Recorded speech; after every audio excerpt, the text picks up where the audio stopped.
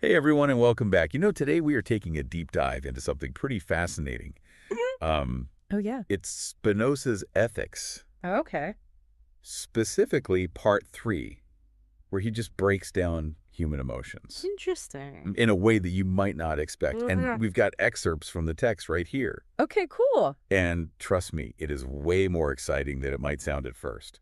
I'm intrigued already. So Yeah, Spinoza, he was kind of a radical thinker for his time. right. Instead of like getting all poetic or, judgmental about emotions, Yeah, he wanted to understand them with the same logic that you'd use like right. to solve a math problem. It's like he's saying, let's dissect joy and anger with the precision of a surgeon, Yeah. which is wild because, back Oh, then, yeah. people saw emotions as these like irrational things Right. to be tamed or to be Yeah, controlled. absolutely. But Spinoza wanted to understand the why behind them. Exactly. And for Spinoza, understanding the why always started with this idea of like seeing humans as part of nature, Well, governed by the same natural laws as like everything else. right. It's like this giant web connecting everything in the universe. Yeah. And he believed we're all a part of that web, Yeah. not like above it somehow. We're all in this together. We're all in it together, and our emotions, Yeah. even the messy ones, Even the bad ones. they're just part of that natural order. It's a cool way to look at it. Yeah. Okay, so to break down this web, so to speak, Yeah.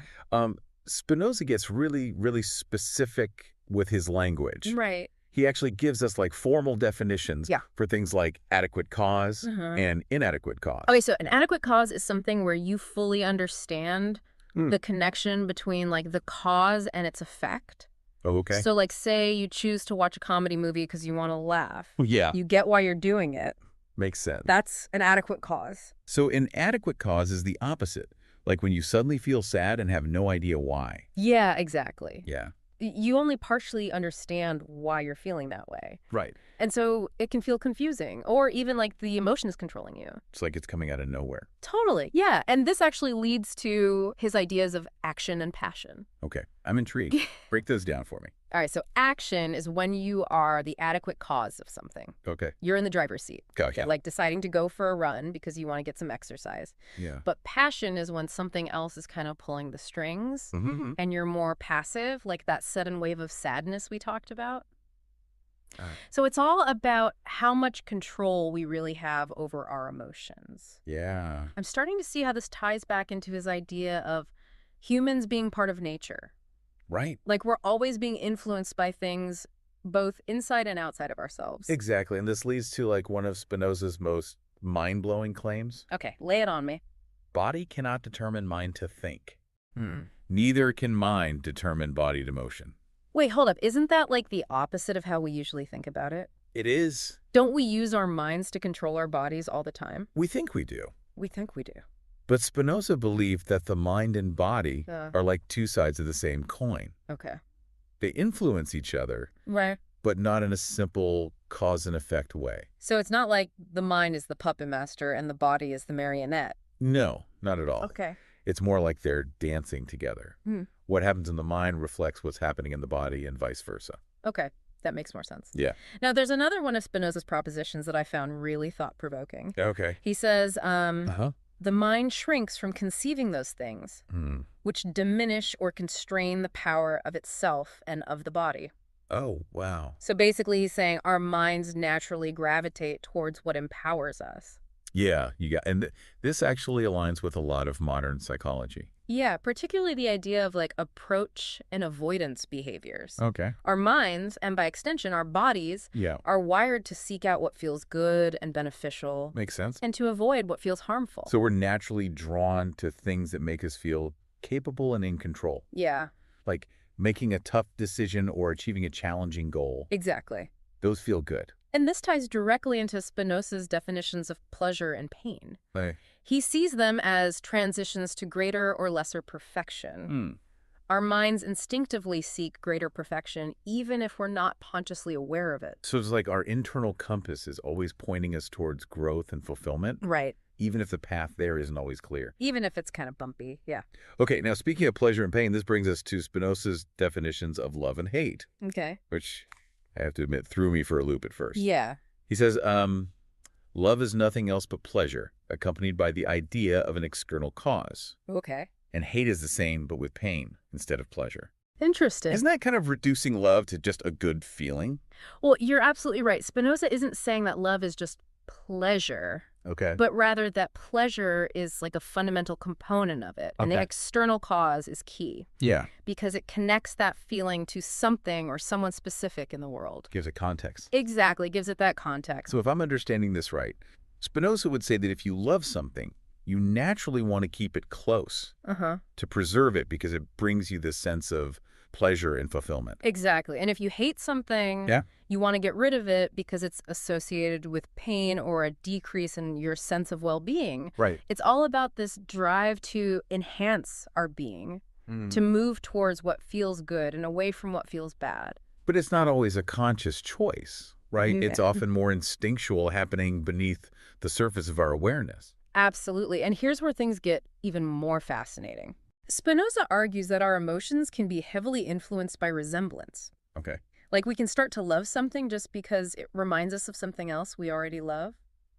Think about it. It's true. You decide something is good because it genuinely is, or because it fulfills a deep need within you. That's deep. Spinoza kind of flips the script on traditional morality, Interesting. suggesting that our desires shape our values. Yeah. So take a second and think about the things you love. Yeah. Do they bring you a sense of pleasure, of fulfillment? Mm. This is exactly what Spinoza's getting at. He has a whole section in part 3 where he Yeah. lays out all these propositions Right. about how we can develop feelings for something simply because it reminds us of something else we already have feelings for. Right. And it works both ways with love and hate. So like if I see someone who reminds me of a friend I love, Yeah. I might instantly feel a sense of warmth towards them, even if I don't know them at all. Exactly. Or, on the flip side, Yeah. if someone reminds you of someone you dislike, Yeah. you might find yourself feeling averse to them without even realizing why. Wow. That's kind of freaky when you think about it. It is. It's like our past experiences are constantly shaping our present emotions without us even being aware of it. And it even applies to how we view ourselves. Oh, really? Yeah, Spinoza talks about pride as an example Uh-huh. of how we can have like an inflated sense of self Right. just because we associate ourselves with positive qualities, Oh, yeah. even if we haven't really earned them. So if we're constantly being influenced by these like subconscious associations and resemblances, Right? how much of what we feel is truly based on the object itself, Mm, and how much is just projected onto it from our past? that's a head scratcher. It is, right? It's almost as if our emotional lives are shaped by this like intricate web of associations and resemblances, constantly influencing how we perceive and respond to the world. And you see this playing out everywhere. Think about advertising, where they're always trying to associate products Right. with images of happiness or success Yeah. to make us desire them. To make us want to buy them. Exactly. Or in social dynamics, Yeah. we tend to gravitate towards people who remind us of ourselves or others that we already love. Right. This emotional contagion by resemblance, Hmm. it's a powerful force. It is, but it can also have some pretty negative consequences, can't it? Oh, yeah, definitely. Like prejudice can stem from hating a whole group of people. Mm. Just because we've formed negative associations with a few individuals within that group. It certainly highlights the importance of critical thinking, and questioning our own assumptions. for sure. But just because we feel a certain way about something, it doesn't mean that feeling is always justified or accurate. You really have to check yourself. You do. Seems like Spinoza's giving us a whole new way to understand how easily our emotions can be manipulated. Yeah. Not just by others, but also by our own minds. By ourselves. Right. And this all ties back to his core ideas. Right. Like his focus on definitions, Mhm. his view of humans as part of nature, Yeah. and his emphasis on understanding the causes of our emotions. No, it's a remarkably systematic approach. Mm. And it gives us a powerful framework for understanding not just our individual emotion, Right. but also how they shape our interactions with others. It's like the foundation for everything else we're going to talk about. Absolutely. It really is amazing how he manages to connect all these seemingly disparate aspects of human experience. Yeah, it's quite a system he's building. It is. Okay, so one thing that really stood out to me Yeah. was Spinoza's take on how our emotions influence our actions. Okay. He suggests it's not as straightforward as we might think. Right. He actually argues that we don't strive for things because we consider them good. Okay. Instead, we consider things good because we strive for them. Whoa. Hold on. That's a bit of a mind bender. It is. So our desires actually come before our judgments about what's good or bad. Yeah, it's this radical idea that our values aren't these like fixed external things. Right. They emerge from our deepest desires and aversions. So it's all about what we're drawn to and what we try to avoid. Exactly. I can definitely see that playing out in my own life. Think about it this way. Yeah. Do you decide something is good because it genuinely is, in some objective sense? Yeah. Or because it fulfills a deep need within you? Oh, that's deep. Spinoza is suggesting that it's the latter. Okay, now my brain is really starting to hurt. I know, it's a lot to take in. So how does this tie back to his whole pleasure and pain thing? Well, he basically says that things that lead to pleasure we label as good. Oh. Things that lead to pain we label as evil. Okay, I think I'm following. Yeah. So since everyone experiences pleasure and pain differently, their definitions of good and evil will also be different. Exactly. Kind of like how some people love spicy food and others can't stand it. That's a great analogy. Yeah. A miser, for example, might find the greatest good in amassing wealth, Right. while a glory seeker might find it in achieving fame. It's like everyone's operating with their own internal compass, Yeah. guided by this unique set of desires and aversions. Exactly. And this makes understanding human behavior much more nuanced. Right. It's not just about people choosing right or wrong. It's about understanding the underlying motivations that drive their actions. So it's like instead of just judging someone's behavior, you try to see the world through their eyes. Yeah. And understand what's driving them. Precisely. And remember, those motivations are often tied to our emotional states. Right. Which, as we've seen, can be pretty unpredictable. Yeah. Emotions can definitely throw a wrench in the works. We sure can. Okay. There's another one of Spinoza's propositions that I have to ask you about. Okay.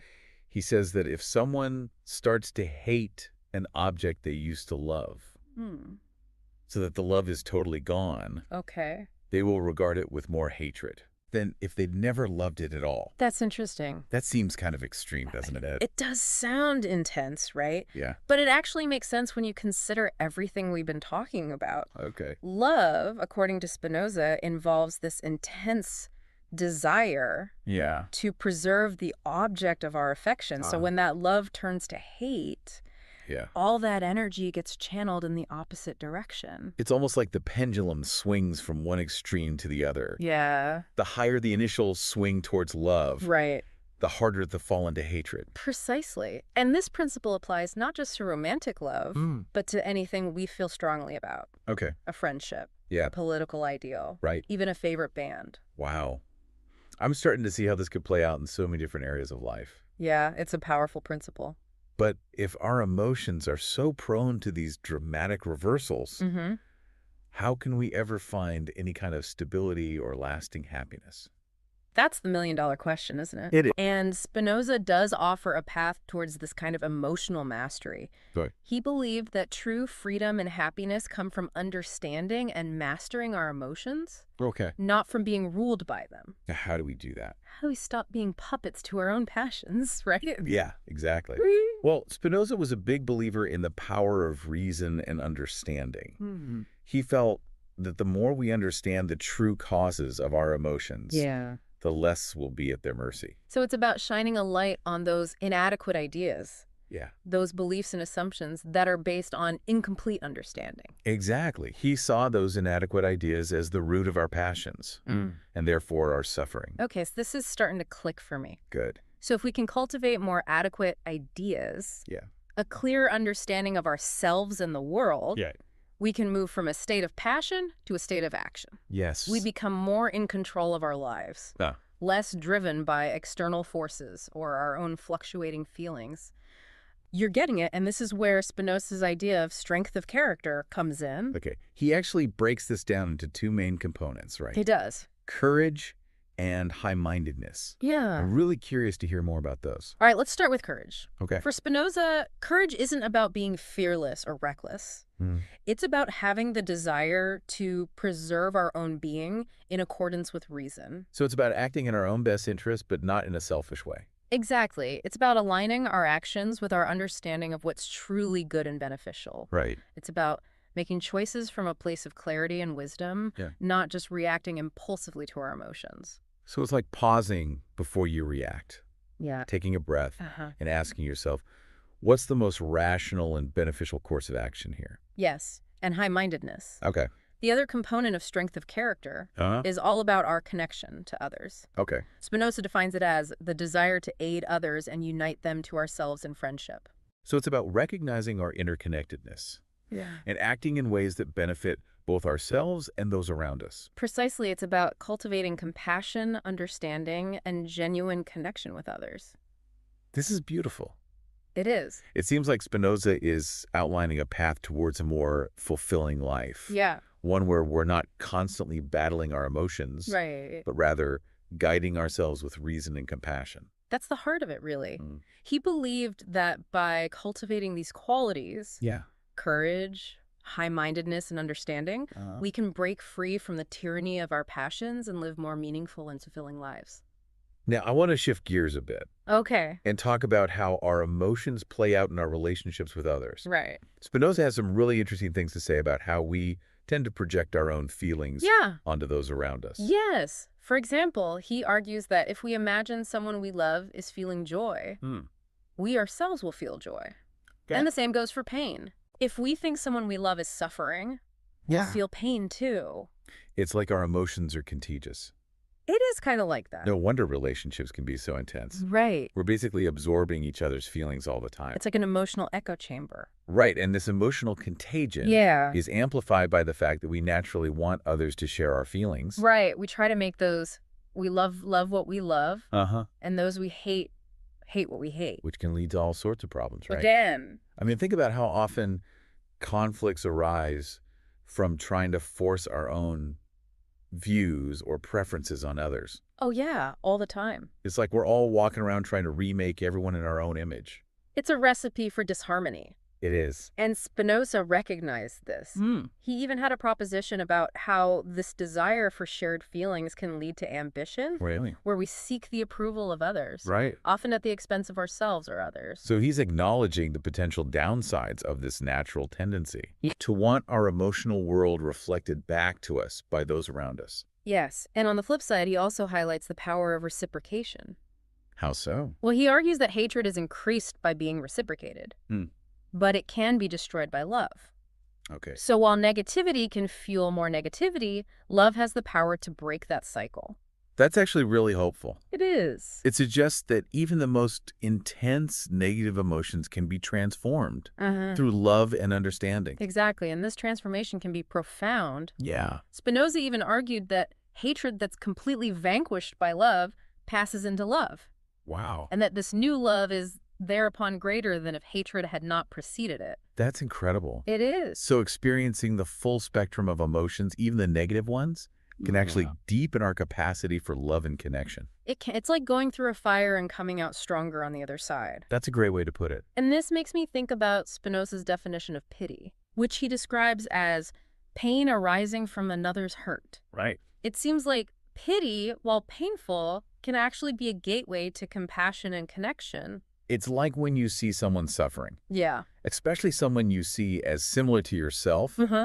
It triggers this instinctual desire to help, to offer comfort and support. Precisely. And Spinoza gave this impulse a specific name, benevolence. He defined it as desire arising from compassion. That's so insightful. It is. He's showing how our emotions, even the ones that might seem purely negative on the surface, can actually be the seeds of our most virtuous actions. And this ability to see the interconnectedness of our emotions, to understand how they can drive both our destructive and our most compassionate actions, is what makes Spinoza's work so profound and timeless. It's like he's giving us a map. A map. To navigate the complexities of our inner lives. Yes. And our relationships with others. Our relationships with each other. Helping us understand not only what we feel, but why we feel it. Right. And how those feelings shape our choices and actions. Exactly. It's all connected. It really is a map, isn't it? Yeah. And as with any good map, it helps us understand where we are, where we might want to go, and how to navigate the tricky terrain along the way. I love that analogy.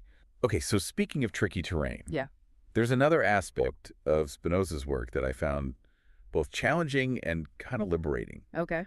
He talks a lot about the importance of recognizing our own limitations. Yes, he has this idea that the mind endeavors to conceive only such things as assert its power of activity. Right. So we're naturally drawn to thoughts and ideas that make us feel capable and in control. It's like we want to believe we're the heroes of our own stories. Right. Right. But Spinoza seems to be suggesting that real strength comes from acknowledging our weaknesses as well. Exactly. And he even gives a name to the pain we feel when we contemplate our own limitations. Okay. Humility. It's not always a comfortable feeling, but Spinoza saw it as an essential part of self-knowledge. So admitting that we're not perfect, that we don't have all the answers, can actually be a source of strength. It can. That's a pretty radical idea. It is, and it goes back to his whole concept of humans being part of nature. Right.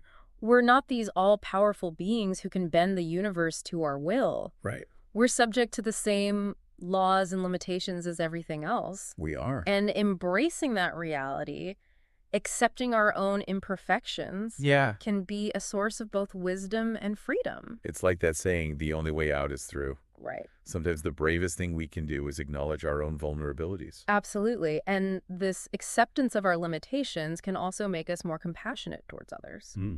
How so? Well, when we recognize that everyone is struggling with their own weaknesses and imperfections, it becomes easier to offer understanding and forgiveness. Yeah, it's like that feeling you get when you realize that everyone else is just as nervous or awkward as you are at a party. Yeah. It instantly puts you at ease. Okay, there's another one of Spinoza's propositions that I wanted to get your take on. Okay. He says, different men may be differently affected by the same object.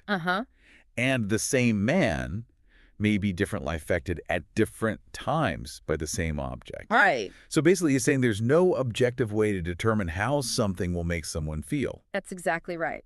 Our emotional responses are incredibly subjective, shaped by our unique experiences, beliefs, our current mood, even our physical state. All those things factor in. What might make one person jump for joy could send someone else running for the hills. So it's not just about what's happening externally, but about how we're filtering those events through our own internal lens. Exactly, and this makes empathy so crucial in our interactions with others. Right. We can't assume that everyone will experience things the same way we do. That's a good point. What we find offensive another person might find hilarious. Right. What we find comforting another person might find annoying. So instead of assuming we know how someone else is feeling, we need to actually listen, and try to see the world from their perspective. Yes.